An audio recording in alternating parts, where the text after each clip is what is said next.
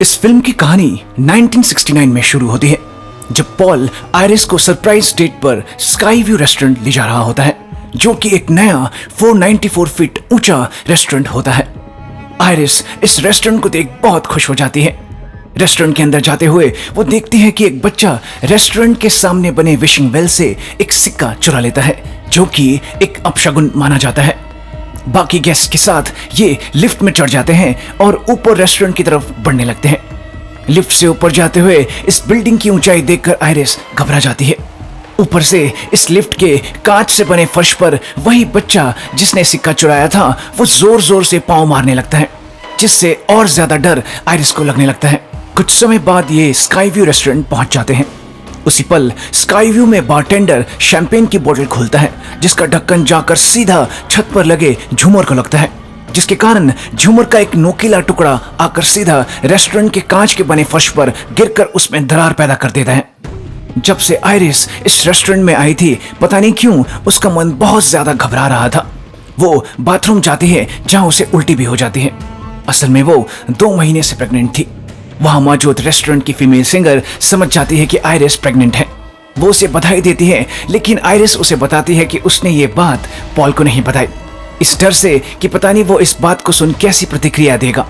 वो female singer iris को कहती है, अगर तुम दोनों एक दूसरे से प्यार करते हो तो तुम्हें ये बात उसे जरूर बतानी चाहिए। इसके बाद पॉल आयरिस को इस रेस्टोरेंट के छत पर ले जाता है जहां वो आयरिस को प्रपोज करता है। उसी पल आयरिस भी अपने प्रेग्नेंट होने की बात उसे बताती है। पॉल इस बात को सुन बेहद खुश हो जाता है। उसी पल इस छत पर मौजूद वही शरारती बच्चा जिसने विशिंग वेल से सिक्का चुराया था, उस सिक्के को नीचे फेंक देता है, जो सीधा वेंटिलेशन सिस्टम से अंदर जाकर उसके पंखे में फंस जाता है, जिसके कारण पंखे का एक हिस्सा टूटकर एक ज्वलनशील गैस के सिलेंडर को लीक कर देता है, जिसके कारण ये गैस धीरे धीरे पूरे रेस्टोरेंट में फैलने लगती है। उधर आयरिस और पॉल अपने इस बेहद खास पल को एंजॉय करने के लिए बाकी रेस्टोरेंट के गेस्ट के साथ खूब झूम झूम कर नाच रहे होते हैं, जिसके कारण रेस्टोरेंट का फर्श धीरे धीरे टूटने लगता है। और फिर कुछ समय बाद पॉल के साथ बहुत सारे गेस्ट इस फर्श के पूरी तरह टूट जाने के कारण नीचे गिर पड़ते हैं। पॉल किसी तरह एक कांच के टुकड़े को पकड़कर लटका होता है। आयरिस किसी को उसकी मदद करने के लिए कहती है, लेकिन कोई नहीं आता और पॉल भी नीचे गिर पड़ता है। चारों तरफ भगदड़ मच जाती है, जिसके कारण वहां मौजूद शेफ के हाथों से एक जलता हुआ तवा एक औरत पर गिर जाता है। ठीक उसी पल इस जलती हुई औरत के गैस के संपर्क में आने के कारण एक बेहद जोरदार धमाका रेस्टोरेंट में होता है, जिसमें वो फीमेल सिंगर अपने बेटे को बचाते हुए जलकर मर जाती है। आयरिस भी खुद को बार काउंटर के पीछे छुपकर इस आग से बचाती है। जान बचाने के लिए बचे हुए गेस्ट में से कुछ सीढ़ियों के सहारे नीचे जाने लगते हैं, जिसमें वो बच्चा सबसे आगे था, लेकिन ये सीढ़ियां भी ढह जाती हैं, जिसके कारण कुछ और गेस्ट नीचे गिर जाते हैं, लेकिन वो बच्चा इसमें बच जाता है और तुरंत नीचे की तरफ भाग जाता है। कुछ गेस्ट्स लिफ्ट के जरिए भी नीचे जाने लगते हैं, जिसमें आयरिस को जगह नहीं मिलती। लिफ्ट बुरी तरह से भरी होने के बावजूद भी एक बूढ़ा आदमी इसमें घुसने की कोशिश करने लगता है। उसी पल लिफ्ट में ज्यादा भार होने के कारण उसकी केबल टूट जाती है, जिसके कारण लिफ्ट इस बूढ़े आदमी को कुचलते हुए नीचे गिर जाती है और लिफ्ट में मौजूद सभी लोग मर जाते हैं। तभी इस रेस्टोरेंट को सपोर्ट कर रहा स्ट्रक्चर भी टूट जाता है। रेस्टोरेंट एक तरफ लटक जाता है, जिसके कारण बचे हुए गेस्ट इस रेस्टोरेंट की कांच की खिड़कियों पर गिर पड़ते हैं। आयरिस किसी तरह खुद को ऊपर रखती है और एक महिला को ऊपर खींचने के लिए हाथ भी बढ़ाती है, लेकिन ये महिला भी सीधा रेस्टोरेंट की खिड़की पर जा गिरती है, जिसके बाद वही सिक्का किनारे पर लटक रहे पियानो पर गिरता है और अगले ही पल ये पियानो इस महिला को कुचलते हुए इस रेस्टोरेंट की सारी खिड़कियों को तोड़ देता है, जिसके कारण बाकी के बचे हुए गेस्ट भी नीचे गिर जाते हैं। उधर वो बच्चा बचकर नीचे पहुंच चुका था। वो हंसते हुए बाहर की तरफ भागने लगता है कि तभी ये पियानो ऊपर से गिरकर इस बच्चे को कुचलकर मार देता है, जिसके बाद वो सिक्का इस पियानो से लुढ़कता हुआ वापस विशिंग वेल में गिर जाता है। उसी पल रेस्टोरेंट का आधा हिस्सा पूरी तरह टूटकर नीचे गिर जाता है। आयरिस अभी भी किसी तरह जिंदा थी। तभी उसे उस फीमेल सिंगर के बच्चे की आवाज सुनाई देती है। वो उसे बचाने के लिए दौड़ पड़ती है, लेकिन रेस्टोरेंट का ये बचा कुचा हिस्सा भी गिर जाता है। लेकिन आयरिस की अंगूठी के अटक जाने के कारण आयरिस और वो बच्चा नीचे गिरने से बच जाते हैं। लेकिन क्योंकि आयरिस और उस बच्चे का वजन पूरी तरह आयरिस की उंगली पर आ जाता है, आयरिस की उंगली की त्वचा निकल जाती है और ये दोनों नीचे गिर जाते हैं, जिसमें आयरिस एक नोकीले शीशे के टुकड़े पर और वो बच्चा नीचे गिरकर मर जाते हैं। जिसके बाद कहानी हमें सीधा स्टेफनी की जिंदगी में ले जाती है, जो ये सब एक सपने के रूप में देख रही थी, जो डरते हुए इस सपने से जागती है। स्टेफनी ये सपना बार बार देख रही थी, जिसके कारण वो सो नहीं पा रही थी और इसका असर उसके कॉलेज की पढ़ाई पर भी पड़ रहा था, क्योंकि आयरिस उसकी नानी का नाम था। अपने रूममेट के कहने पर आयरिस कुछ दिनों की छुट्टी लेकर घर जाने का फैसला लेती है, ताकि इन सब से जुड़े अपने सवालों का जवाब वो ढूंढ सके। घर पहुंचने पर स्टेफनी अपने पिता मार्टी और अपने भाई चार्ली से मिलती है। जब स्टेफनी मार्टी से आयरिस के बारे में पूछती है, मार्टी हंसते हुए उसकी बात टाल देता है और उसे कुछ नहीं बताता। चार्ली भी स्टेफनी को देखकर खुश नहीं होता, क्योंकि वो उससे नाराज था, क्योंकि स्टेफनी जब से कॉलेज गई थी उसने अपने परिवार से काफी दूरियां बढ़ा ली थी। चार्ली अपने अंकल हॉवर्ड और आंटी ब्रेंडा के घर अपने कजन्स एरिक, बॉबी और जूलिया को मिलने जा रहा था। स्टेफनी के चले जाने के बाद चार्ली अब अपने कजन्स के साथ ज्यादा करीब हो गया था। स्टेफनी भी उसके साथ जाने का फैसला करती है। अपने अंकल आंटी के घर पहुंचकर स्टेफनी हॉवर्ड से जब उसकी माँ आयरिस के बारे में पूछने की कोशिश करती है, तो हॉवर्ड उसे कहता है, वो औरत पागल और खतरनाक है, उससे दूर रहो। हमारे पिता पॉल की मौत के सदमे से माँ इतनी पागल हो गई थी कि उसने मुझे और तुम्हारी माँ डार्लिन को घर में बंद करके रखा हुआ था। उन्होंने हमें स्कूल तक नहीं जाने दिया, क्योंकि उन्हें हमारी अलग अलग तरह से मरने के सपने आते रहते थे। वो इतनी पागल हो गई थी कि सरकार को हमें उनसे अलग कर अनाथ आश्रम में डालना पड़ा, और ये पागलपन तुम्हारी माँ में भी आ गया था, जिसके कारण वो तुम सबको छोड़कर चली गई। अंकल हॉवर्ड तो स्टेफनी को कुछ नहीं बताते, लेकिन आंटी ब्रेंडा उसे उसकी नानी की कुछ चिट्ठियों के बारे में चुपके से बता देती हैं, जिस पर लिखे पते के जरिए स्टेफनी आखिरकार अपनी नानी आयरिस के पते तक पहुंच ही जाती है। स्टेफनी की मुलाकात आयरिस से होती है, जिसने खुद को 20 सालों से एक सिक्योर कंपाउंड में बंद करके रखा हुआ था। स्टेफनी को आयरिस से पता चलता है कि स्काई व्यू रेस्टोरेंट का जो सपना वो देख रही है, असल में वो आयरिस का पूर्वाभास था। असल में आयरिस और पॉल के डेट वाले दिन इनके साथ जो भी लोग उस रेस्टोरेंट में मौजूद थे उन्हें मरना था, लेकिन आयरिस इस बात को जान गई थी। इसलिए ऐन वक्त पर वो उस बच्चे को सिक्का फेंकने से रोक देती है और रेस्टोरेंट के टूटे कांच के फर्श के बारे में भी लोगों को आगाह कर देती है, जिसके कारण स्काई व्यू रेस्टोरेंट की दुर्घटना को वो टाल देती है। लेकिन क्योंकि आयरिस ने अपने और औरों के मौत के समय के साथ छेड़छाड़ कर दी थी, मौत ऐसा कभी होने नहीं देती। इसके लिए वो हर उस इंसान को खत्म करती है जो उसके इस क्रम में गड़बड़ी करता है। इसलिए अब मौत इन सबको धीरे धीरे मार रही थी। आयरिस ये बात जान गई थी और खुद मौत से बचने के लिए आयरिस ने ये सिक्योर कंपाउंड बनाया था, जहां से वो 20 सालों से बाहर नहीं निकली थी, और इन सालों में उसने खुद को मौत कैसे लोगों को मार रही है उसके पैटर्न को स्टडी करने में खुद को झोंक दिया था। फाइनल डेस्टिनेशन 1 में हुई प्लेन दुर्घटना और फाइनल डेस्टिनेशन 2 में रूट 23 पर हुई मौतें असल में स्काई व्यू रेस्टोरेंट में बचे लोगों से ही जुड़ी थी। मौत स्काई व्यू रेस्टोरेंट में बचे लोगों और उनके परिवारों को मार रही थी, और आयरिस के मुताबिक उसके परिवार के लोगों की मौत का समय भी आ चुका है। मौत के इस पैटर्न से जुड़ी हर एक डिटेल आयरिस ने अपनी नोटबुक में लिखी हुई थी। आयरिस के इतना सब बताने के बावजूद भी स्टेफनी उसकी बातों पर यकीन नहीं करती और वहां से जाने लगती है। आयरिस उसे रोकने की बहुत कोशिश करती है, लेकिन स्टेफनी नहीं रुकती। आयरिस ने 20 सालों से अपने इस घर की दहलीज से बाहर कदम नहीं रखा था, लेकिन क्योंकि वो कैंसर की बीमारी से धीरे धीरे मर रही थी, वो जान गई थी कि उसके मरते ही मौत उसके परिवार के लोगों को मारना शुरू कर देगी। वो घर से बाहर कदम रख ही देती है और तुरंत स्टेफनी को अपनी नोटबुक देती है और कहती है, मैं जानती हूँ तुम्हें मेरी बातों पर यकीन नहीं, लेकिन तुम्हें अब अपनी आंखों के जरिए जरूर यकीन हो जाएगा।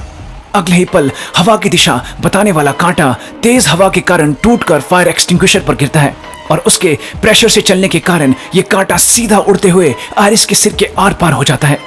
स्टेफनी को अब यकीन हो गया था। आयरिस की फुनरल पर स्टेफनी की मां डार्लिन भी पहुंचती है, जो अपनी जिंदगी एक आरवी वैन में बिता रही थी। स्टेफनी अपनी मां को देखकर बहुत गुस्सा होती है, क्योंकि वो उन्हें छोड़कर चली गई थी, लेकिन चार्ली स्टेफनी को शांत होने के लिए कहता है, ये बात याद दिलाते हुए कि उसने भी कुछ ऐसा ही किया है। इसके बाद हॉवर्ड सभी को अपने घर पर खाने पर इनवाइट करता है, ताकि एक परिवार के रूप में ये सभी एक साथ इकट्ठा हो सके, जिसमें डार्लिन भी आ जाती है। इनकी छोटी सी गैदरिंग शुरू होती है। इस गैदरिंग में स्टेफनी नहीं आती, क्योंकि वो अपने घर पर असल में आयरिस की उस नोटबुक का अध्ययन करने लगती है। उधर हॉवर्ड के घर पर बॉबी सबके लिए ड्रिंक्स बनाने लगता है, जब अचानक उससे एक कांच का ग्लास टूट जाता है, जिसके कारण एक नोकीला कांच का टुकड़ा ड्रिंक्स के लिए रखे गए बर्फ में गिर जाता है, और ड्रिंक्स बनाते हुए यही कांच बॉबी एक ड्रिंक के ग्लास में बर्फ के साथ डाल देता है। उधर स्टेफनी आयरिस की नोटबुक को पढ़ने लगती है, जब अचानक इनके परिवार की फैमिली फोटो गिर जाती है और उसके फ्रेम से एक नोकीला कांच टूटकर स्टेफनी के सामने आ गिरता है। स्टेफनी को ऐसा आभास होता है कि उसका परिवार खतरे में है। वो तुरंत हॉवर्ड के घर की तरफ निकल पड़ती है। रास्ते में वो इन्हें फोन करने की बहुत कोशिश भी करती है, लेकिन कोई भी उसका फोन नहीं उठाता। उधर हॉवर्ड के घर पर सबको ड्रिंक्स सर्व कर दी गई थी, लेकिन किस्मत से अभी तक जिन्होंने भी ड्रिंक पिया था उनके ड्रिंक्स में वो नोकीला कांच नहीं था। उधर एरिक बारबेक्यू को ऑन करने लगता है जब एक जोरदार आग की लपट उठती है, जिससे वो बाल बाल बचता है। दूसरी तरफ बॉबी और चार्ली ट्रैम्पलिन पर उछल कूद कर रहे होते हैं, इस बात से अनजान कि उनके नीचे पत्तों को साफ करने वाला नोकीला औजार पड़ा है और उनके ट्रैम्पलिन का किनारा भी धीरे धीरे फट रहा है। उधर स्टेफनी इनकी तरफ तेजी से बढ़ रही थी जब उसे रास्ते में कॉशन, डेंजर एड जैसे साइंस दिख रहे थे, जिससे उसे पूरा यकीन हो रहा था कि उसका परिवार वाकई खतरे में है। उधर हॉवर्ड के घर पर कांच वाला ड्रिंक मार्टी को मिला था। वो उसे पीने ही वाला होता है कि एन वक्त पर वो रुक जाता है और ड्रिंक को पास में ही रख देता है। उसी वक्त बॉबी अपने पिता हॉवर्ड को भी ट्रैम्पलिन पर आने के लिए कहता है। हॉवर्ड ट्रैम्पलिन पर चढ़कर कूदने ही वाला होता है कि एन वक्त पर डार्लिन उन्हें रोक देती है, क्योंकि वो ट्रैम्पलिन के नीचे पड़े उस नोकीले औजार को देख लेती है। वो तुरंत उसे निकालकर पास के औजारों वाले ड्रम में रख देती है। उसी वक्त अचानक जूलिया से बियर की बोतल गिर जाती है, जो गिरकर पानी को ऑन कर देती है, जिसके कारण पाइप में पानी भरने लगता है जो औजारों के उस ड्रम में जा रही थी, जिसके कारण सारे औजार हिलने लगते हैं। ठीक उसी पल स्टेफनी भी वहां पहुंचती है और यह वहां देखने लगती है कि किसी तरह का कोई खतरा तो नहीं। हॉवर्ड उसे देखकर ट्रैम्पलिन से उतरकर उसके पास आने लगते हैं। ठीक उसी पल जूलिया, एरिक और मार्टी जो ब्लॉक गेम खेल रहे थे, वो ब्लॉक्स मार्टी के ड्रिंक्स पर गिर पड़ती हैं, जिसके कारण उसके ड्रिंक का वो नोकीला कांच अब जमीन पर गिरकर एकदम खड़ा हो जाता है। ठीक उसी पल हॉवर्ड उस पर पांव रख देते हैं, जिसके कारण वो कांच उनके पैर के आर पार हो जाता है और वो दर्द के मारे कराते हुए नीचे गिर पड़ते हैं। तभी पाइप के हिलने के कारण वही नोकीला औजार नीचे गिरकर घास काटने वाली मशीन को ऑन कर देता है, जो सीधा दौड़ता हुआ हॉवर्ड के मुंह पर चढ़ जाता है और उनके सिर को बुरी तरह से काट डालता है। इनके परिवार में एक और मौत हो चुकी थी। इसके बाद स्टेफनी आयरिस की नोटबुक को और अच्छे से स्टडी करने लगती है, जिस दौरान उसे बहुत सारी चीजें पता चलती हैं, जिसमें वो सिक्का और किसी जेबी नाम के इंसान के बारे में उसे पता चलता है। अगले दिन स्टेफनी पूरे परिवार को अपने घर बुलाती है और उन्हें बताती है कि आयरिस के स्काई व्यू रेस्टोरेंट में सभी लोगों को बचा लेने के कारण मौत के मुताबिक जिन लोगों को मरना था वो जिंदा बच गए और उनके आगे परिवार भी बन गए। क्योंकि मौत के मुताबिक स्काई व्यू रेस्टोरेंट के लोगों को मरना था, इन लोगों के आगे बने परिवार का भी असल में कोई अस्तित्व ही नहीं था, इसलिए मौत ने इन लोगों के साथ इनके परिवार को भी खत्म कर दिया। अंतिम बारी आयरिस और उस बच्चे की थी, लेकिन क्योंकि आयरिस ने खुद को उस सिक्योर कंपाउंड में 20 सालों से सुरक्षित रखा था, मौत आयरिस के परिवार तक नहीं पहुंच पाई थी। लेकिन अब मौत ने अपना काम शुरू कर दिया है। आयरिस और उसके बड़े बेटे हॉवर्ड की मौत से ये पैटर्न सामने आता है कि मौत हमें हमारे परिवार के ब्लड लाइन्स के हिसाब से मारेगी, जिसका मतलब है कि अगली बारी अब आयरिस के बड़े बेटे हॉवर्ड के परिवार की है, जिसमें पहले बड़े बेटे एरिक, फिर जूलिया और अंत में बॉबी की बारी आएगी। उसके बाद मौत आयरिस की छोटी बेटी डार्लिन, फिर मुझे और फिर मेरे भाई चार्ली को मारेगी। स्टेफनी के पिता मार्टी और हॉवर्ड की पत्नी ब्रेंडा इस चीज से सुरक्षित थे क्योंकि वो आयरिस की ब्लड लाइन्स का हिस्सा नहीं थे। लेकिन पूरा परिवार स्टेफनी पर बहुत गुस्सा होता है कि ऐसे दुख के समय में वो ये क्या पागलों जैसी बात कर रही है। स्टेफनी की बात को कोई नहीं मानता सिवाय बॉबी के। इवन डार्लिन भी स्टेफनी को आयरिस की बातों में यकीन करने से मना करती है। उसके मुताबिक उसकी माँ ने उसकी जिंदगी तबाह कर दी। वो ये नहीं चाहती कि स्टेफनी के साथ भी ऐसा हो, लेकिन स्टेफनी को आयरिस की बातों पर पूरा यकीन था। ठीक उसी रात एरिक अपने टैटू शॉप पर तेज म्यूजिक सुनते हुए दुखी मन से अपने पिता की याद में अपने हाथ पर टैटू बना रहा होता है, लेकिन वो इस बात से अनजान था कि इस तेज म्यूजिक के कारण उसके फैन के ऊपर लगी जंजीर का एक तरफ का हिस्सा धीरे धीरे ढीला होकर नीचे आ रहा था। जैसे ही एरिक अपना टैटू खत्म करता है, तेज म्यूजिक के कारण कांच की एक बोतल नीचे फर्श पर गिरकर टूट जाती है और उसी के साथ नीचे पड़े डिसइंफेक्टेंट की बोतल भी गिरकर खुल जाती है। एरिक इस टूटे हुए कांच को उठाने के लिए जैसे ही नीचे बैठता है, ठीक उसी पल ऊपर से वो जंजीर ढीली होकर निकल जाती है और सीधा आकर एरिक के नाक की बाली में बुरी तरह से फंस जाती है। क्योंकि एरिक की शॉप का फैन चल रहा था, धीरे धीरे एरिक की नाक से जुड़ी जंजीर इसमें लिपटने लगती है, जिसके कारण एरिक की नाक इस जंजीर के साथ बुरी तरह से खींचने लगती है। एरिक लिपटती जंजीर के साथ टेबल के ऊपर चढ़कर इसे अपनी नाक से निकालने की कोशिश करने लगता है। उसी पल टेबल लैंप के गिरने से नीचे फैले हुए डिसइंफेक्टेंट लिक्विड में आग लग जाती है। एरिक जैसे तैसे जंजीर को तो अपनी नाक से निकाल लेता है, लेकिन वो फिसल कर नीचे लगी आग और टूटे कांच पर गिर जाता है। तभी आग फैलकर बाकी डिसइंफेक्टेंट की बॉटल्स तक पहुंच जाती है और एक जोरदार धमाका हो जाता है।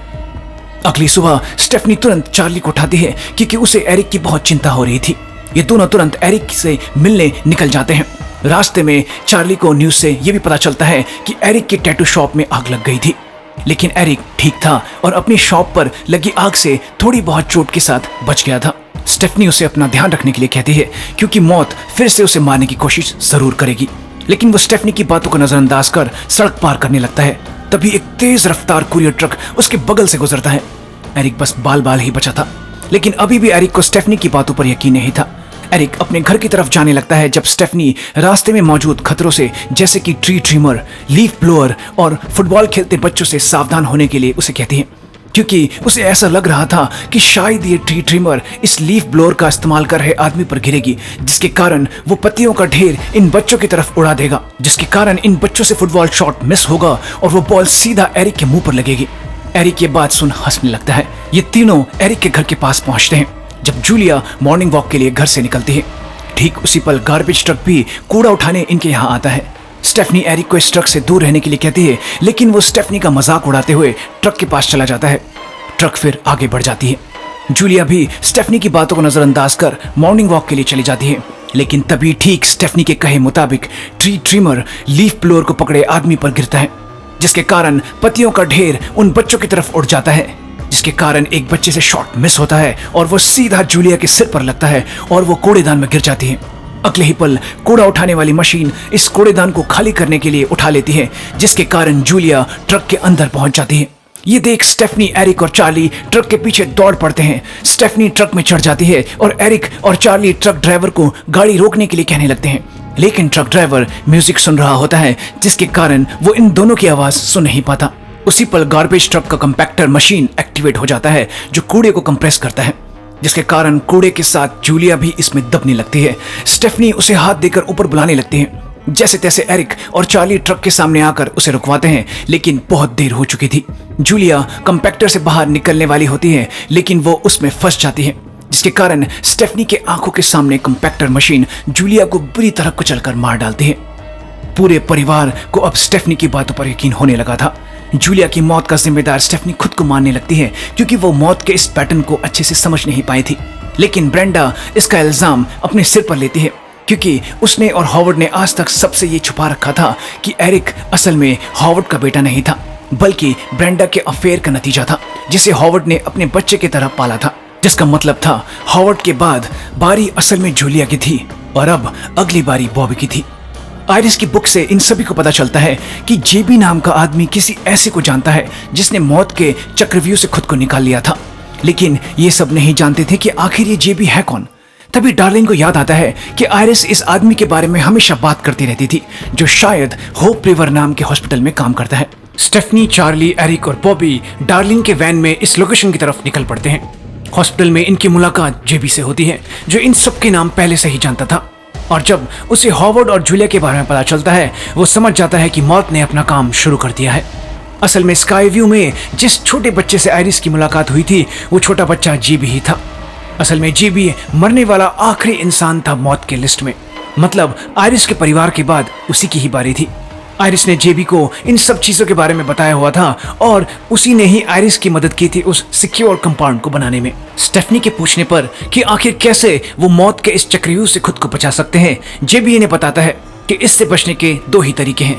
पहला, तुम्हें किसी का खून करना होगा, जिसके बदले उसकी जिंदगी के बचे हुए दिन तुम्हें मिल जाएंगे। दूसरा, तुम्हें मरना होगा, तभी तुम इस चक्रव्यूह को तोड़ सकते हो। फिर वो इन्हें किम्बरले नाम की औरत के बारे में बताता है। मौत के लिस्ट में उसका भी नाम था और जब उसकी बारी आई वो मारी गई। उसकी दिल की धड़कन खत्म हो गई थी, लेकिन चमत्कारी ढंग से डॉक्टर उसकी दिल की धड़कन वापस ले आया। मरकर भी किम्बरले फिर जिंदा हो गई और इस तरह उसने मौत के चक्रव्यूह का अंत किया। आयरिस ने ये चीज इसलिए ट्राई नहीं की क्योंकि इसमें बहुत जोखिम था। जिसके बाद जेबी इन्हें कहता है कि वो अब मौत से भाग भाग कर थक गया है और वो इन्हें भी यही सुझाव देता है कि जितना भी समय तुम लोगों के पास बचा है उसे खुशी खुशी जी भर के जी लो। ये कहकर वो चला जाता है। एरिक सबको कहता है कि हम किसी का खून तो नहीं कर सकते, अब हमारे पास यही तरीका है कि हम बॉबी को मारकर दोबारा जिंदा करें। यही एक तरीका है मौत की इस चेन को तोड़ने का। लेकिन कोई इस चीज के लिए तैयार नहीं होता क्योंकि वाकई में इसमें बहुत जोखिम था। डार्लिन और स्टेफनी फिर ये सोचने लगते हैं कि 20 सालों से आयरिस ने मौत के इस चेन को रोका हुआ था, हम भी कुछ ना कुछ कर ही लेंगे। उधर एरिक बॉबी को कन्विंस करके वहां से ले जाता है क्योंकि बॉबी पीनट से बनी चीजों से एलर्जिक था और पीनट से बनी चीजें खाने पर उसकी मौत भी हो सकती थी। एरिक ये प्लान बनाता है कि क्योंकि ये लोग हॉस्पिटल में हैं, बॉबी अगर पीनट चॉकलेट खा ले तो मरने की कगार तक पहुंच जाएगा और जैसे ही उसकी पल्स फ्लैटलाइन होगी, एरिक उसे तुरंत डॉक्टर्स के पास ले जाएगा ताकि वो दोबारा से उसकी पल्स को वापस ले आए। ये दोनों वेंडिंग मशीन से पीनट बटर चॉकलेट निकालते हैं, लेकिन वो मशीन में ही फंस जाती है। एरिक उसे निकालने के लिए वेंडिंग मशीन के कांच पर जोर जोर से मारने लगता है। ऐसा करते हुए वो मशीन के कांच को तोड़ भी देता है, लेकिन फिर भी वो चॉकलेट नहीं निकलती। एरिक फिर मशीन को एक तरफ करके इस चॉकलेट को निकालने लगता है। इस दौरान मशीन एक तरफ को होने लगती है और मशीन का सारा भार बॉबी के ऊपर आने लगता है, लेकिन जैसे तैसे बॉबी मशीन को वापस सीधा कर देता है। चॉकलेट बाहर निकल जाती है, लेकिन उसके साथ साथ चॉकलेट को धकेलने वाली स्प्रिंग भी उखड़कर बाहर निकल जाती है। इस बात से अनजान एरिक और बॉबी चॉकलेट लेकर इस वेंडिंग मशीन के ठीक सामने वाले कमरे में घुस जाते हैं। एरिक व्हील चेयर लेने के लिए कमरे से बाहर जाते हुए जोर से दरवाजा बंद करता है, जिसके कारण दीवार पर लटका क्लिपबोर्ड कंप्यूटर के कीबोर्ड पर गिरता है, जिसके कारण एमआरआई की मशीन ऑन हो जाती है। एरिक व्हील चेयर लेकर वापस आता है, जिसके बाद बॉबी चॉकलेट खा लेता है। उधर इनके पीछे जो एमआरआई मशीन ऑन हो गई थी, उसका मैग्नेटिक लेवल बढ़कर क्रिटिकल लेवल तक पहुंच गया था।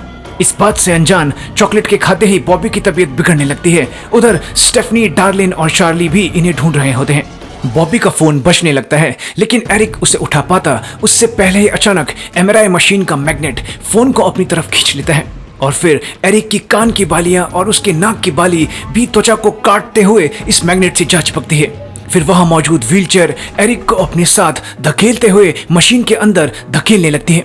एरिक दर्द से बुरी तरह चीख पड़ता है। एमआरआई मशीन का मैग्नेटिक लेवल अभी भी बढ़ता जा रहा था, जिसके कारण एरिक का शरीर धीरे धीरे टूटते हुए मशीन के अंदर व्हीलचेयर के साथ घुसने लगता है और देखते ही देखते व्हीलचेयर के टुकड़े एरिक के शरीर के आर पार हो जाते हैं और एरिक मारा जाता है।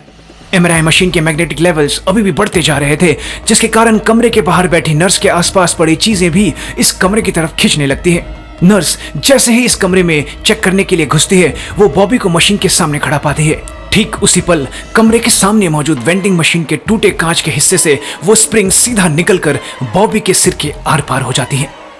अब परिवार के सिर्फ 3 ही लोग बचे थे।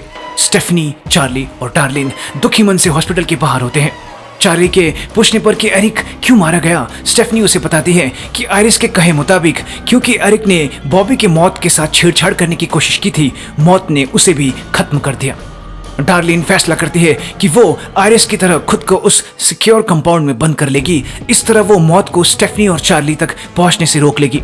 ये तीनों तुरंत वैन लेकर सिक्योर कंपाउंड की तरफ निकल पड़ते हैं। उसी दौरान आयरिस की नोटबुक का वो सिक्का इनकी वैन से नीचे गिर जाता है, जो एक बूढ़ी औरत को मिलता है। उधर स्टेफनी, डार्लिन और चार्ली जैसे ही सिक्योर कंपाउंड के पास पहुंचते हैं, अचानक अपने आप इस कंपाउंड की सिक्योरिटी मैकेनिज्म एक्टिवेट हो जाते हैं, जिसके कारण इस जगह की सारी लाइट्स जल जाती हैं और गेट भी लॉक हो जाता है। इन लाइट्स में एक लाइट शॉर्ट सर्किट होकर जलने बुझने लगती है, जिसमें से चिंगारियां निकलने लगती हैं। स्टेफनी को यह आभास हो जाता है कि ये सब मौत कर रही थी। स्टेफनी गेट को तोड़कर वैन अंदर ले जाने का फैसला करती है ताकि डार्लिन को घर के अंदर सुरक्षित भेज सके। वो पूरी स्पीड से वैन को दौड़ाती है और गेट को तोड़ते हुए वैन को अंदर पहुंचा देती है और ऐन वक्त पर वैन को घर से टकराने से बचाने के लिए पूरी ताकत से ब्रेक मारती है। ठीक इसी पल कोई चीज वैन के शेल्फ से गिरती है और स्टेफनी की सीट बेल्ट के लॉक को तोड़ देती है। स्टेफनी की बेल्ट नहीं खुल रही थी। वो तुरंत डार्लिन को घर के अंदर जाने के लिए कहती है। डार्लिन तुरंत घर के अंदर जाने लगती है कि तभी हवा चलती है और घर की छत से लटके गमले की रस्सी की गांठ इस हवा के चलने से खुलने लगती है। घर के अंदर जाने से पहले डार्लिन एक बार पीछे मुड़कर अपने बच्चों को देखती है। ठीक उसी पल स्टेफनी को आभास हो जाता है कि कुछ होने वाला है। तभी गमला छत से छूटकर नीचे गिरता है और इस कंपाउंड के अंदर जा रही एलपीजी गैस की पाइपलाइन को तोड़ देता है और ठीक उसी पल उस शॉर्ट सर्किटेड लाइट से चिंगारी निकलकर सीधा लीक हो रही गैस के संपर्क में आ जाती है, जिसके कारण इतना भयानक धमाका होता है कि पूरा सिक्योर कंपाउंड उड़ जाता है। धमाके के कारण वैन भी पलट जाती है और पास के पानी के गड्ढे में गिर जाती है। इस धमाके की चपेट में आकर चार्ली घर के टुकड़ों के नीचे फंस गया होता है। डार्लिन ठीक थी, वो तुरंत आकर चार्ली को बाहर निकाल लेती है, लेकिन तभी स्ट्रीट लाइट की पोल उस पर गिरती है और उसे मार डालती है। उधर वैन जो पास के पानी के गहरे गड्ढे में गिर गई थी, स्टेफनी उसके अंदर फंसी हुई थी और पानी में डूबने के कारण उसका दम घुटने लगा था। धीरे धीरे दम घुटने से उसकी मौत हो जाती है, लेकिन तभी चार्ली उसे बाहर निकालकर सीपीआर देकर उसे वापस होश में ले आता है। स्टेफनी की पल्स फ्लैटलाइन हो चुकी थी, लेकिन चार्ली उसकी पल्स को वापस ले आया था। इन्होंने आखिरकार मौत की इस चेन को रोक दिया था। दोनों खुशी के मारे फूट फूट कर रोने लगते हैं। कुछ दिन बाद चार्ली के प्रॉम का दिन आता है। स्टेफनी खुश होकर उसके सूट पर गुलाब को सेट करने लगती है, जब अचानक उसके हाथ पर कांटा लगता है। उसे ये चीज बहुत अजीब लगती है। उसे फिर से कुछ आभास होने लगा था। ठीक उसी पल हॉस्पिटल वाली वो बूढ़ी औरत इनसे कुछ दूरी पर बच्चों से नींबू पानी खरीदने के लिए जैसे ही अपना पर्स खोलती है, वही सिक्का उसकी पर्स से गिरता है। सीढ़ियों से लुढ़कते हुए तेजी से फेंसिंग को पार कर सीधा रेलवे ट्रैक के बीच में फंस जाता है, जिसके कारण ट्रेन का ट्रैक पूरी तरह से बंद नहीं हो पाता। उधर मार्टी स्टेफनी को चार्ली की प्रॉम डेट जेनी के पिता से मिलाते हैं, जो एक हार्ट सर्जन थे। वो सिक्योर कंपाउंड वाली दुर्घटना के बारे में जानते थे, जिसके लिए वो चार्ली की तारीफ करने लगते हैं कि कैसे उसने स्टेफनी को बचाया। स्टेफनी भी कहती है, मैं तो मर चुकी थी, लेकिन चार्ली ने उसे दोबारा जिंदा कर दिया। लेकिन तभी जेनी के पिता कहते हैं, नहीं नहीं, तुम मरी नहीं थी स्टेफनी, तुम अनकॉन्शियस हुई होगी, क्योंकि मरने के बाद सीपीआर के जरिए इंसान को दोबारा जिंदा करना नामुमकिन है। स्टेफनी और चार्ली ये बात सुन बुरी तरह डर जाते हैं, क्योंकि इसका मतलब था मौत अभी भी इनके पीछे थी। तभी अचानक स्टेफनी को कुछ गलत होने का आभास होने लगता है।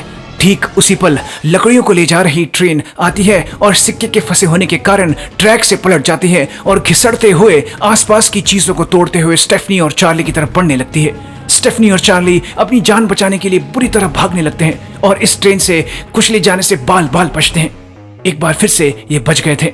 दोनों खुद को संभाल ही रहे होते हैं कि तभी ट्रेन का मलबा फिर से हिलने लगता है और उसके अंदर से पेड़ की लंबी लंबी लकड़ियां बुरी तरह से इन पर गिरने लगती हैं। ये दोनों भागने लगते हैं, लेकिन इस बार ये दोनों बच नहीं पाते। भारी भरकम लकड़ियां इन्हें बुरी तरह से कुचल कर मार डालती हैं। आखिरकार मौत ने अपना काम पूरा कर ही लिया।